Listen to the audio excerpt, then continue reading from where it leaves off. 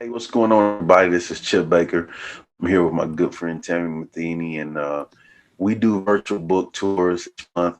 Our deal is we'd like to highlight great people doing great things, and this is nothing different than that. This is some great people, great guys doing some great things, going to highlight them in their books. And so get ready for that. So thanks so much for everybody checking out. Thank you, authors. Thank you guys for being on. And so, Tammy, I kick it to you. All right, we're excited to have two powerful book authors and people with us tonight. I hope to pull up the slide in a second, but I'm having some technical difficulties. But just really excited. For those that haven't joined us before, Chip and I came up with this creation during COVID of how could we connect with more people and how could we highlight other authors out there, especially during COVID. It became popular, it stuck, and so we've continued it, and we hope you enjoy tonight's segment. So, Chip, I'm going to turn it over and let you share about your books now. All right. So, two books I'm going to highlight this evening is the Formula Chart for Life and the Impact of Influence, Volume One. Since we put this out, I started a Volume Two, so we'll talk Volume One. But the first book, the Formula Chart for Life. Growing up, I always had problems with math. Right, struggle with math, and then when I graduated college, um, my mentor teacher, asked me what my struggles were, and I told her, math. Ooh, I was horrible. So she put me in the SPED math class to have me teach that. Like, oh, but what I found out was that experience was good for me because it allowed me to see that the struggles that I had, I could use those to help kids because I knew the deficiencies what people didn't teach, right? And so in those math classes, there's a formula chart. And then, fast forward a few years after that, I got an opportunity to co-teach a chemistry class. And so, again, formula charts, use those. And so I started to look at those formulas. I'm like, man, some of this pertains to life, right? And so I started taking notes on some things, and really the formula chart for life is just formulas that people can use to help them be successful in life. And it's a really cool thing, simple. It's been really neat. Lots of teams have used it, like they use formulas for the week, and they do things like that. And so that's been a really good thing. So that's the formula chart for life. And then the second book, The Impact of Influence, um, connected connected with some blessed to be connected with some amazing people. And what I did was I just brought some guys together and we just talked about something or someone that has influenced us in a major way and has influenced us in such a way that's impacted us and caused us to be who we are, right? And so we talk about that experience, what we learned from that experience, and then how we're using that experience to be a blessing to others in our life. And so that's the impact of influence. It's been a great journey. We hit and number one on Amazon in 11 categories. That's been amazing. Did a book tour. So really just enjoying that experience to learn and grow. And so that's the two books that I would like to highlight this evening. And Tammy, I'm kicking to you to talk about yours. Boom. In case you guys don't know Chip, he Boom. likes to add a boom after good things. So, boom, Chip. um, Thank you. Great stuff. First book I'm going to talk about is The Confident Athlete. And The Confident Athlete came about as part of my journey. I was really struggling with writing. I kind of had this self fulfilling prophecy that I couldn't write. I did very well in school except for writing. And so as I became a mental game coach and speaking and talking, coaches were saying you need to leave written material.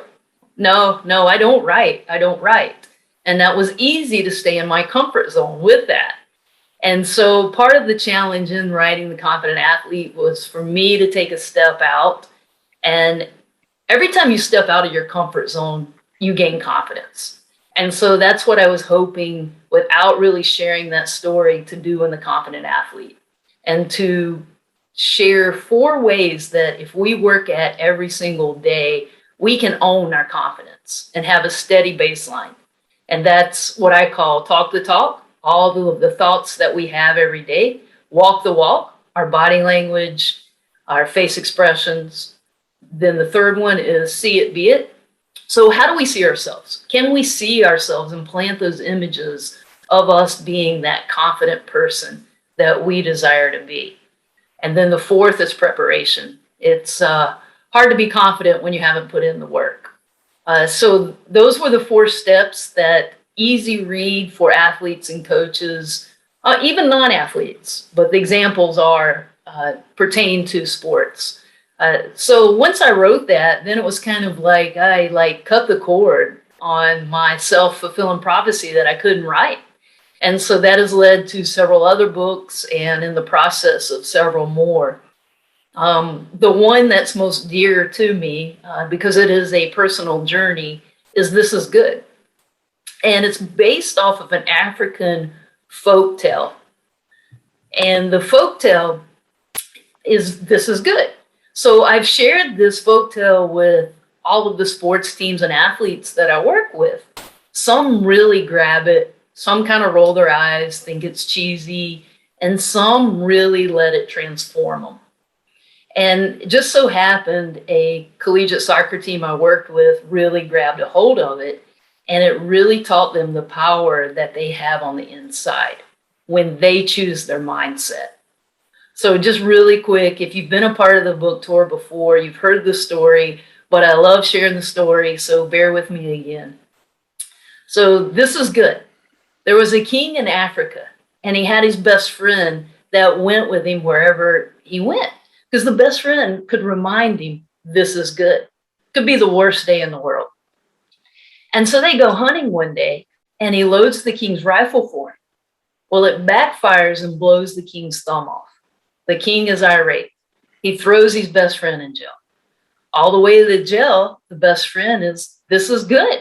This is good. The other guys in jail were like, you're an idiot. This isn't good. Your best friend just threw you in jail. No, this is good. And he's in jail for a year and a half. And in the meantime, the king goes out on another hunting party, and he's captured by a band of cannibals. Well, the cannibals are going to kill them and eat them one by one. They get to the king, and they see that he's missing his thumb, so they let him go. They were superstitious, and they were scared to kill or eat anything that wasn't whole. So the king's like, oh my gosh, my best friend saved my life. And so he runs back to the prison, gets down on his knees, and begs for forgiveness. Please, please, please forgive me. The best friend, of course, says, this is good. The king says, I know it was good for me. You've saved my life, but I've wasted a year and a half of your life. And the best friend said, no, this was good for me as well. For you see, if I had been with you, I could have been killed or eaten. So I heard this story many years ago, and it really transformed my life. And hopefully we don't have to deal, as dramatically as this king and best friend. But when I pertain it to my clients and they have dealt with a loss, okay, what is good about this loss? Or what is good about this event not happening your way? And when we can keep our minds open and alive long enough, then something good and different is going to come and replace it.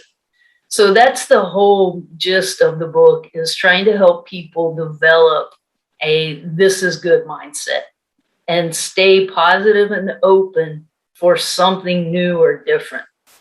Nothing is good or bad till we decide it is. So I hope you guys enjoyed that folktale as much as I do, but I'm more excited to hear from our guest, Chip. All right. And Tammy, this is good. All right. Well, we'll go on to Hernan. You're up, my man. Hi, everyone. I'm Hernan Chosa. I'm from Argentina. I'm a former tennis player, and I had 2 sons who play sports at younger ages. And I wrote Parent Shift, the skills you need to become a super parent. That's my passion. In fact, it's my third book because I've written My Son, the Tennis Player, and how to help your kids succeed in sports.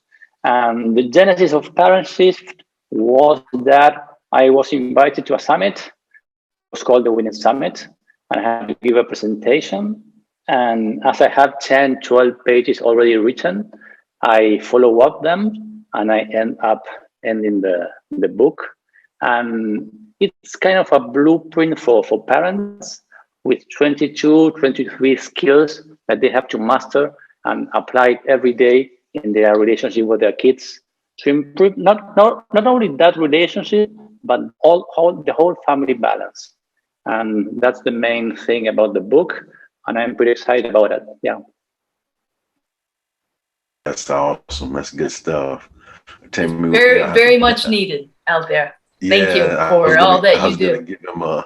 Gonna give him a boom. Because you have to have, there's no playbook for parenting, but like it's good to have a guide to see, try this, do this, and I'll tell this funny story. I worked with a coach, and he had my desk beside him for 12 years of my career. And he's older, and he said, when I had my son, he's like, hey, the good thing is he don't know, you don't know, and just do the best you can each day. And so I think that this is awesome, Hernan. Chip, you're right, because I experienced parenting with my father, and I did everything wrong. I make a whole bunch of mistakes, and nobody knows how to behave with their kids, So it's an everyday process, and you have to experience it by yourself. And it's nice to have a kind of blueprint or a manual, because there's not many information around there about sports parenting. You can learn how to improve your technique, your speed, or your physical body, your mindset, but not about you sports parenting. Love it. Good stuff. Well, again, thank you so much for being on, and thank you for sharing. Really appreciate it. That's good stuff. Well, our next author is Dominic Damasky, and great guy doing some really cool things. So you're up, my man. Hey guys, I appreciate this forum. I appreciate this opportunity, and being on with you is just really an honor. So I love that you're helping authors share their story, right? I'm such a believer that everybody has a valuable story to share. Hernan's story, Tammy's, Chip's. It will make a difference. And they're all different, right? Everybody's looking for inspiration in a different way. So me personally, what I do, I have a company called Motivation Champs, and I help people share inspiration 24/7, 365 days a year, any way we can. So a lot of that is through publishing, right? So sometimes I help people on social media share their message, but sometimes 120 characters on social media isn't enough for you to share your message. So I've written books, and I also help other people write books. I help publish books. I am a publisher. So for years, I haven't written anything because I've moved on to, not moved on, but I started publishing books, and that's been my focus. But my mom's had a battle with Alzheimer's for about the last 10 years. And here I am, I'm on social media trying to share positivity all the time. And I didn't know how to tell my mom's story, right?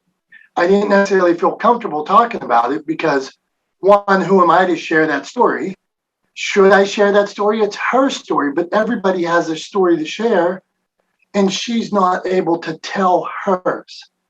So, one, I felt I didn't want to talk about it, but then I felt obligated to talk about it. So my mom, she has a battle with Alzheimer's, and it also collided with 2020.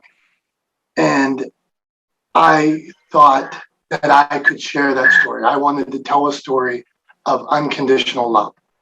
My mom's been my hero, and I want tell her story, a love story. And I've never written a love story. So bear with me, right? It's different than stuff that I've written before, but the book is called My Name is Sharon, and it is supposed to be a love story between mother and son.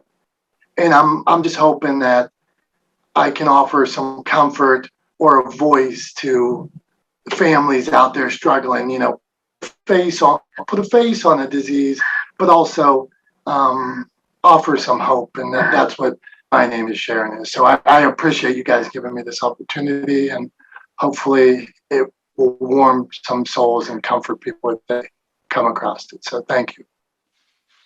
Dominique, thank you for being vulnerable and giving such a resource to people in similar conditions. I got chills as you were speaking. So. Thank you. Yeah, I think as a writer, when you are able to be vulnerable, it takes strength to do that. All right. But then I think you also understand that, especially in like your cases, it comes from a good place. Like you just want to help others, like you said, get through it as well, like you did. And so, man, thank you so much for sharing that. Thank you so much for being vulnerable and putting that out there, because it's going to help many. Hey, thank you.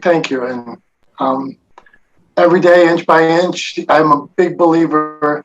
Tomorrow's a brighter day, so you just don't lose hope, and you're not alone. And look at this podcast, this virtual summit. We're all here together, inspiring each other. So thank you. Okay, thanks, Dominic, for sharing your story. My mother passed away almost 30 years ago, and I still remember her. And it's great that you can put it into words and into writing or your feelings now. That's a great experience. Yeah. Thank you, sir. Good stuff. Well, Tammy, did you want to share like the ways that people can support? Did you want to do that, any? Yeah. So obviously we have this summit for everyone, our book tour for everyone to share their story, to be heard. But we also like to use it for connection. The more you connect with each other and build relationships, that just helps everyone. But there's ways to support authors without buying their book. Follow them on social media, retweet, repost what they're posting.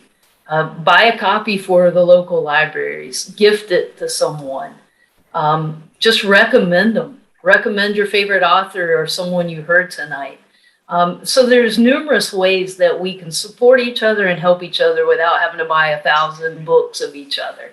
And again, that's the whole basis of what Chip and I have wanted to create this platform of making the connections, building these relationships. So if you're listening, if you're on with us now, please jump on and speak or ask a question. If you're listening to us recorded, then reach out to these authors and connect with them.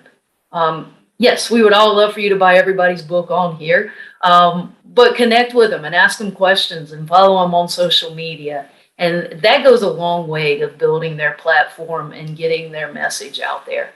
At the end of the day, authors have a message. It's not about selling books. So that's what we hope each one of you will do. All right.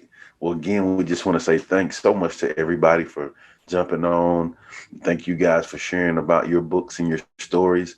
Really appreciate the support. Just like Tammy said, just want to advise you to go support them. You see they're great people. Go support them, show them some love. And then the last thing, go get it. Thank you, guys. Take Thanks care. for joining us.